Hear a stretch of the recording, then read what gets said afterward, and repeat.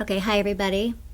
Today I wanted to talk to you about something a little bit unusual, a little bit off the beaten path a little bit. What got me thinking about it was running across this book called A Paradise Built in Hell. The premise of the book is that in natural or man-made disasters, whether it be like they give examples of the San Francisco earthquake in 1906 to the 9/11 tragedy that we had here, to Hurricane Katrina, that what happens is that human beings tend to do amazingly well. They tend to be incredibly heroic, coming together to organize themselves spontaneously, help one another out.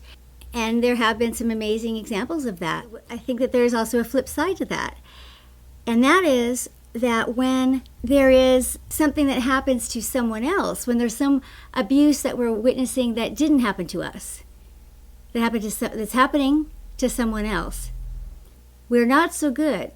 Her track record is not so good as it is when we're all involved in it. When we're all facing a tragedy, we do tend to organize and come together, historically speaking. But let me tell you a little story. So in 2001, very, very interesting year. It was an interesting year, obviously, for everybody. But it was even more intense for me in a lot of ways because not only because right in a row, boom, boom, boom, I had in front of the national tragedy that we all were part of, all Americans were part of in 2001 in September 11th.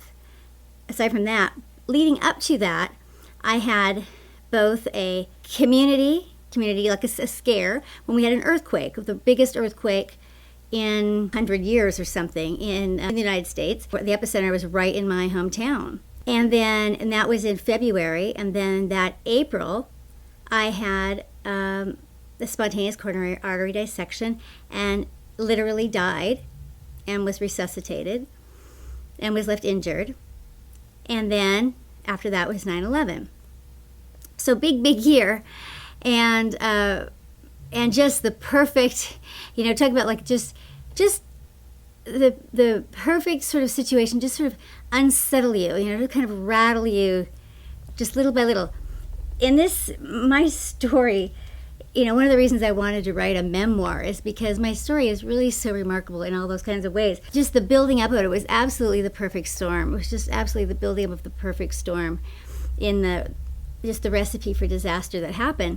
But yeah, but what I got to see is this massive contrast and not only in the community around me, but very much so in my husband, who was, right up there, right up close. So the first thing of the three that happened was the earthquake. And the day of the earthquake, my kids and my husband, all four of us were in different places, and I couldn't stand it. We were all in town, but we were not together, and I was just frantic until we got back together. But my husband came right home from work, and went to work in the neighborhood. Was working in the neighborhood because chimneys had fallen off and into the street, and he was heroic because he was a construction worker. We owned a roofing business, and he was. People had chimneys that had fallen like off of one house through the roof of another house into their bedroom. And, he was had rolled up his sleeves and went right to work. And I was so proud of having, I felt like the hero of the neighborhood.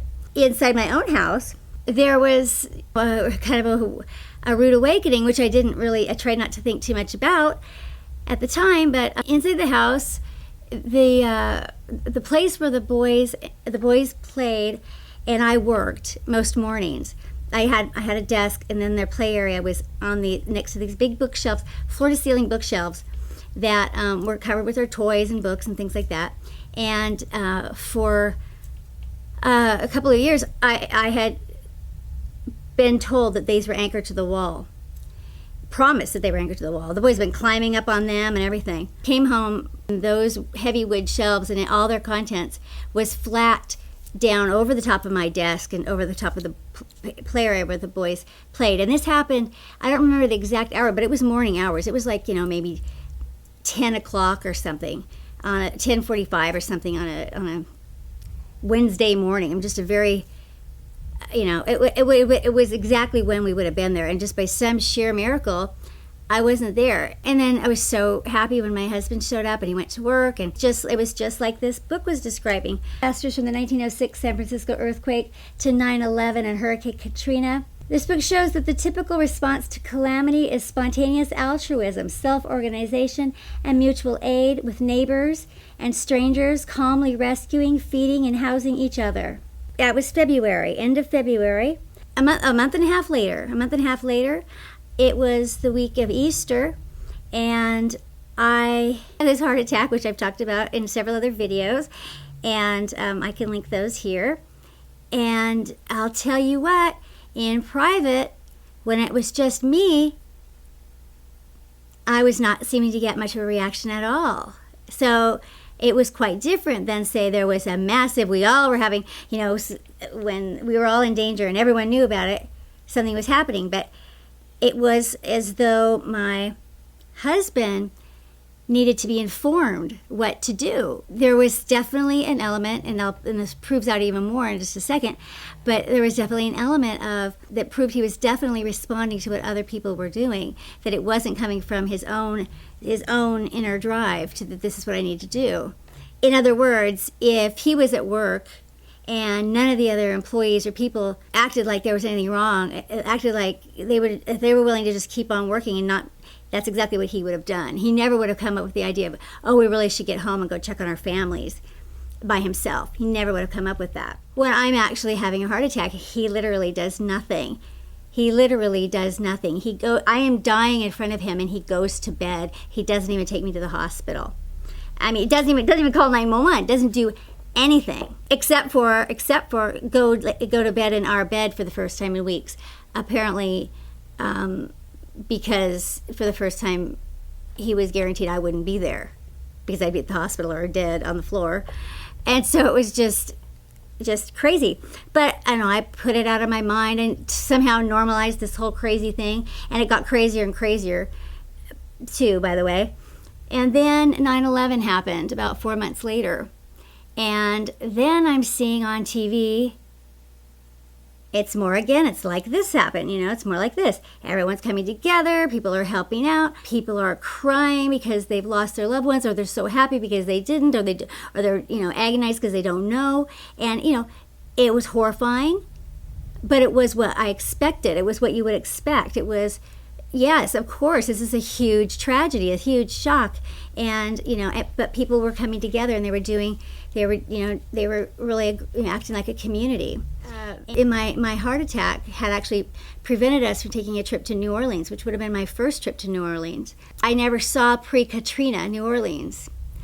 And so when I finally got to New Orleans for the first time in 2009, I felt like the city and I had both gone through, we'd both been ravaged, we'd both been ravaged and rebuilt.